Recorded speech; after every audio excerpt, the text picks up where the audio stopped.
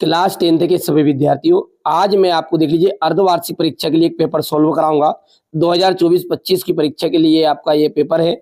बढ़िया से कंप्लीट करिएगा। जिस तरह मैंने त्रैमासिक में आपकी पूरी मदद की है, अर्धवार्षिक में भी पूरी मदद करूंगा। ठीक है, 2 तरह के मैं आपको सेट प्रोवाइड कराऊंगा। ये पहला सेट है, इसके अतिरिक्त जरूरत पड़ेगी तो 2 और कर देंगे, यानी कि टोटल 4 सेट आपको दूंगा। बस आपका कोई से भी जिले से हो आप, बिल्कुल आपका 100% श्योर पूरा पेपर फंस जाएगा। चलिए पहला पढ़ते हैं। विलयन के किस आयन के निर्माण के कारण पदार्थ की जो प्रकृति है वो अम्लीय होती है? यानी कि कौन सा आयन है जिसके कारण पदार्थ की जो प्रकृति वो अम्लीय होती है? तो देखिए H धनायन जो होता है ना, वो आपका अम्लीय का होता है। ठीक है, और बाकी जो OH ऋणायन होता है वो क्षार के लिए होता है। तो यहां पर ऑप्शन आप खुद ही बता सकते हैं, पहला ऑप्शन एकदम राइट रहेगा, H धन आयन। पाइरुवेट के विखंडन की क्रिया होती है, पाइरुवेट के विखंडन की जो क्रिया होती है वो माइटोकॉन्ड्रिया में संपन्न होती है। 2 तंत्रिका कोशिका के मध्य खाली स्थान जो रहता है उसे अपन सिनेप्स कहते हैं। बहुत इंपॉर्टेंट है ये एनुअल एग्जाम के लिए भी आप बिल्कुल कंप्लीट करके रख लो। ये प्रश्न 100% आता ही आता है। ठीक है, चाहे रिक्त स्थान में आ जाए या कहीं से भी आ जाए। वहां लेंस जो वस्तु को बड़ा करके दिखाता है, ऐसा कौन सा लेंस है जो वस्तु को बड़ा करके दिखाता है? वो होता है अवतल लेंस। बाकी जो उत्तल लेंस होता है ना, उस पर प्रतिबिंब हमेशा छोटा दिखाई देता है, पर लेकिन अवतल पर वस्तु से बड़ा प्रतिबिंब बनता है। 5वां देखते हैं यहां पर, प्रबल विद्युत अपघट्य का उदाहरण है।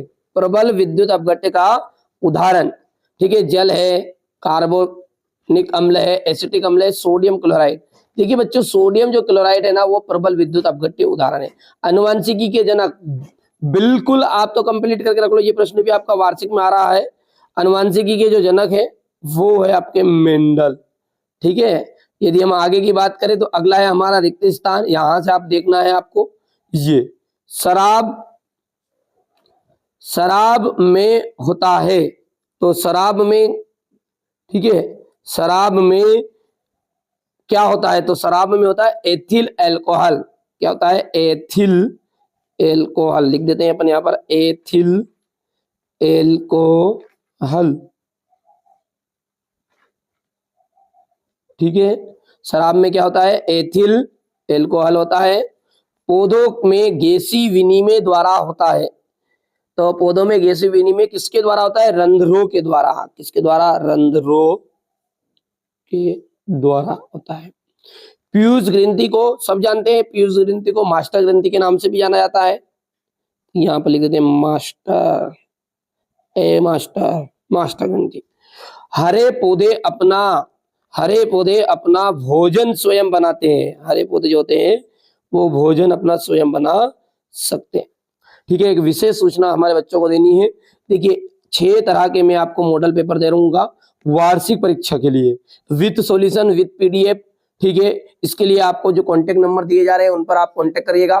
ठीक है, आप तो बढ़िया से कंप्लीट करिए, कोई दिक्कत नहीं है। 6 model paper with PDF with solution, केवल आपको कॉन्टेक्ट करना है, सारी जानकारी आपको मिल जाएगी वहीं पर। कवक में पोषण विधि पाई जाती है। तो कवक में मृतोपजीवी पोषण पाया जाता है। कौन सा?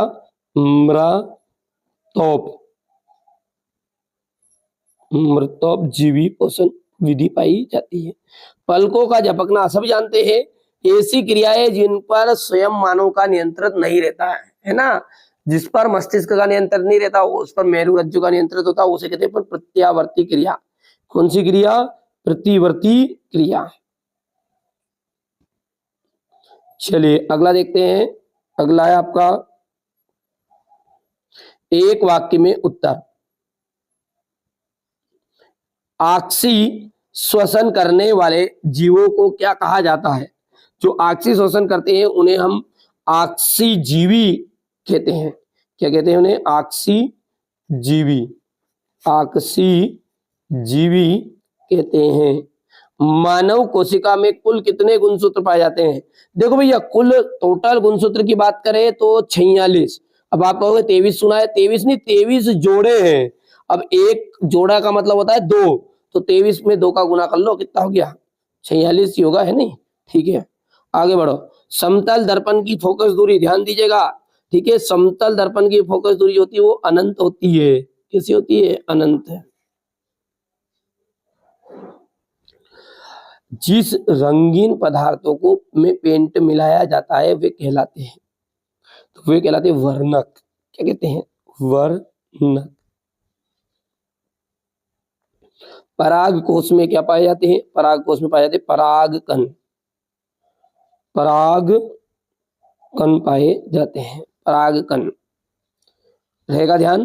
परागकण, पराग कोश में क्या पाए जाते हैं? परागकण पाए जाते हैं। मादा में अंडे किस भाग द्वारा उत्पन्न होते हैं? तो अंडाशय द्वारा, अंडाशय द्वारा,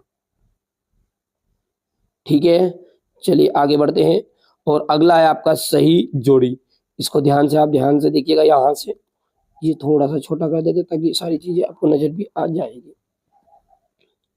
धातुएं, धातुएं जो होती है ना विद्युत की चालक होती है। तो ये हो गया आपका पहला ऑप्शन।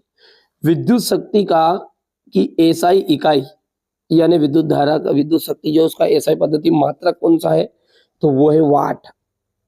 अपन बोलते नहीं बोलते बल्ब बल्ब लाते थे इतने वाट का है, 9 वाट का है, ठीक है, 16 वाट का है, इस तरीके से 1500 वाट का कोई भी अपनी बड़ी लाइट रहती, तो इस तरह का जो रहता है वो विद्युत शक्ति का मात्रक है।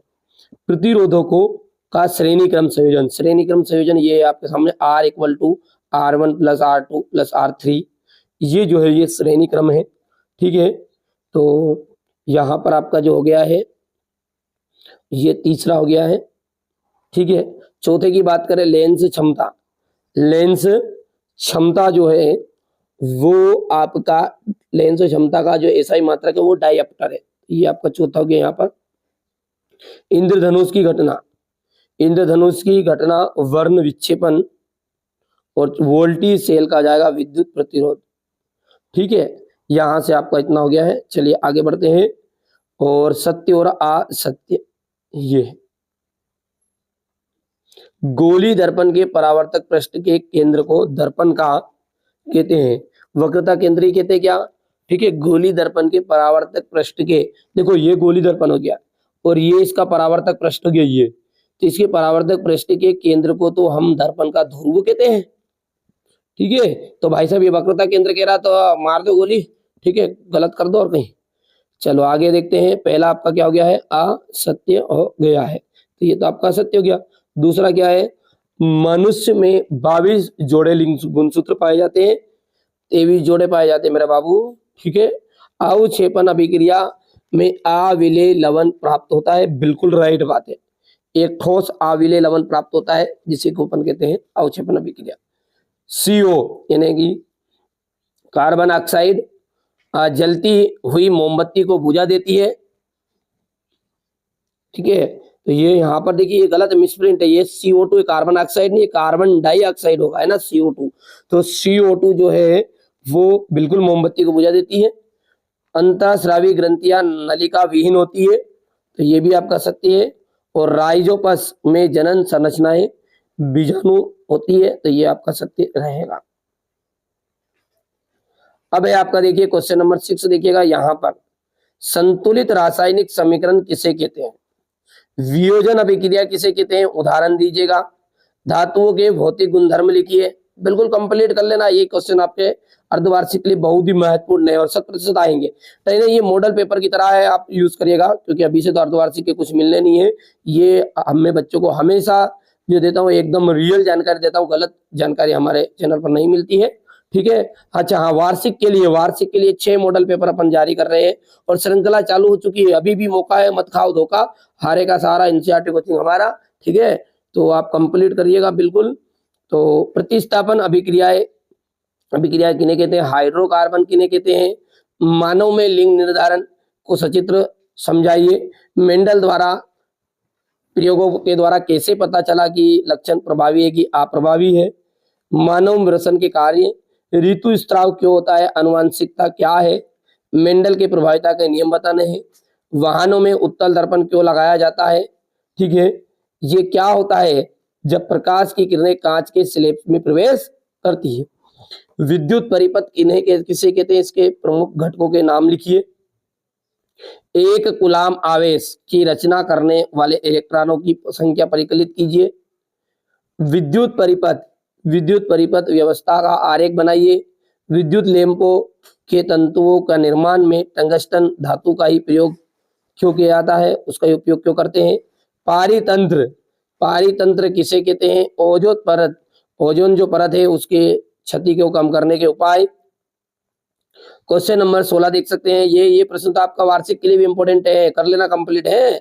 ऊष्मा छेपी और ऊष्मा शोषी अभिक्रिया उदाहरण सहित अवक्षेपण अभिक्रिया। ठीक है, व्याख्या कीजिए कि तारे क्यों टिमटिमाते हैं। ठीक है, सूर्योदय के समय सूर्य रक्ताप क्यों प्रतीत होता है। यहां से देख सकते हैं आप, किसी दिए गए क्षेत्र के लिए चुंबकीय क्षेत्र में एक समान रेखाएं आपको निरूपित खींचना है। दक्षिण हस्त अंगुष्ठ नियम बताना है। ठीक है, प्रत्यावर्ती क्रिया को चित्र द्वारा प्रदर्शित करिए। पादप हार्मोन्स का महत्व आपको बताना है। Sodium hydrogen carbonate plaster of Paris की जल के साथ अभिक्रिया। कठोर जल को साबुन से उपचारित करने पर झाग का निर्माण समझाइएगा। हाइड्रोजनीकरण और ये वायवीय और अवायवीय शोषण में अंतर आपको बताना है। मानव पाचन क्रिया का सचित्र वर्णन करना है। परावर्तन नियम के नियम को बताना है। परावर्तन की को किरण आरेख खींचना है इसका मतलब। और आयताकार कांच के गुटके से प्रकाश के अपवर्तन का आपको आरेख खींच के बताना है।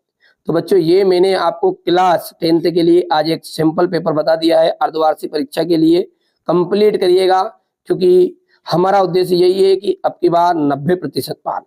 ठीक है, श्रृंखला चल रही है। यदि वार्षिक के लिए नहीं जुड़े हैं तो जुड़ जाइएगा। 6 मॉडल पेपर है, 6 को कंप्लीट करिए विद पीडीएफ विद सॉल्यूशन। कुछ नहीं करना है, मोबाइल नंबर दिए जा रहे हैं, कॉन्टेक्ट करो, आपको पूरी जानकारी मिल जाएगी। चलिए मिलते हैं अगले वीडियो में।